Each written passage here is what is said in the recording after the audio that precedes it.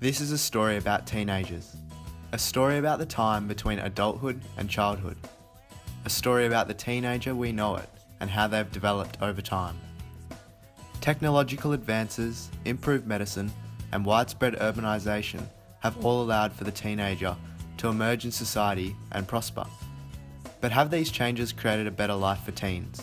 Or have the added pressures on youth ruined the best years of what once was a simpler life?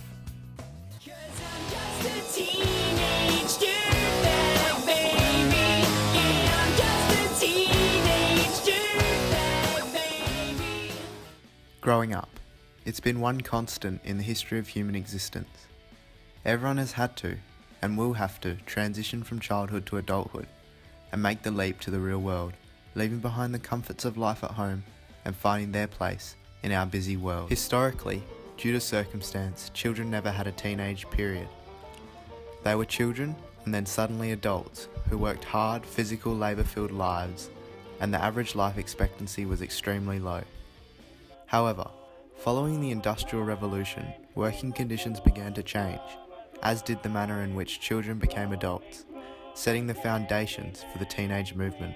The term teenager is believed to have been first used in the early 1920s.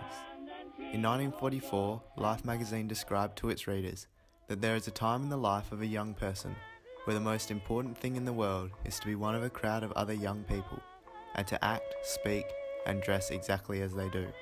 This is the teenage. The 1940s saw the first teenagers emerge in Australia, with a new sense of freedom not experienced by many generations before. My Poppy lived through this time of great change. Yeah, Graham Henley is my name. I turned 13 in 1948. So could you just tell us a bit about your first job and how old you were when you first got it? 14. I went home on the day of my 14th birthday. And Mum said, "What are you doing home?" I told her. She said, "Well, you better stop here till your father gets home." And I got home and told Dad. He said, "Well, it's no good sending you back to school, is it? So we'd better find you a job." And that's how I come to get a job. I started at the Bristol factory in Pierce Street and Newcastle Street in the corner there. They used to make tiles and stainless steel sinks. And I like that. How do you see teenagers now in comparison to when you were a teenager? I don't know. I think we had a better life. It seemed to be that way anyway. And we were pretty free. There was no problems with... It seemed to me there's a lot of problems with teenagers these days, which we didn't have because there wasn't that many of us. So I can't really answer that. You'd have to grow up in that period to know, I think. So, no, I couldn't really... I thought we had it better, but perhaps we didn't. Within the time frame of a single generation, teenagers continued to develop in leaps and bounds.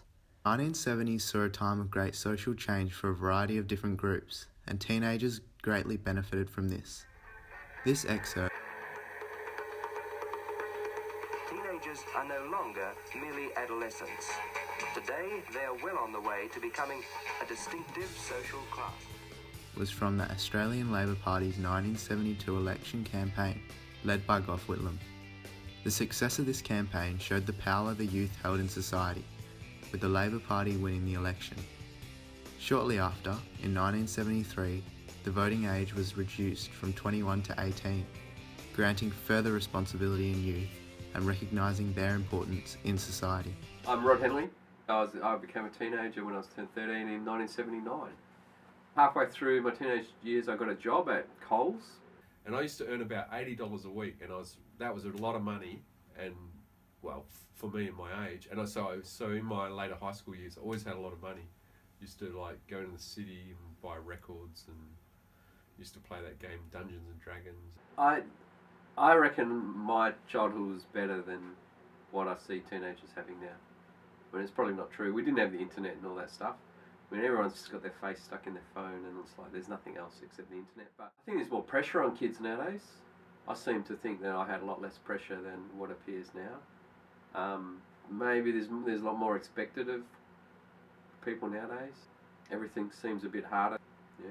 Moving from the 1980s, the teenage years have begun to hold more and more significance in the lives of young people and shaping and moulding them to who they are. Time at school can often be a measure of a young person that defines them for In the life. course of my career, I have noticed that teenagers have become far more stressed and anxious. That's Sharon Rainford. She's worked in education for 30 years and seen the teenager develop. This is probably attributed to technology and the abundance of information that is now available and social media, and the need to be connected 24/7 and to be accepted. Often these decisions and the socialising is done at home in isolation, and as there is no need to actually be sociable face to face. The impact of all of this is that I'm seeing that social skills are often lost in teenage years, and the ability to be resilient seems to suggest a growing theme in our teenagers.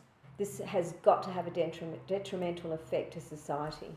So, as we look to the future, what will life be like for teenagers?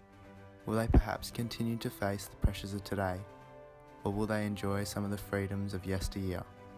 Or perhaps return to the conditions of pre-industrial revolution?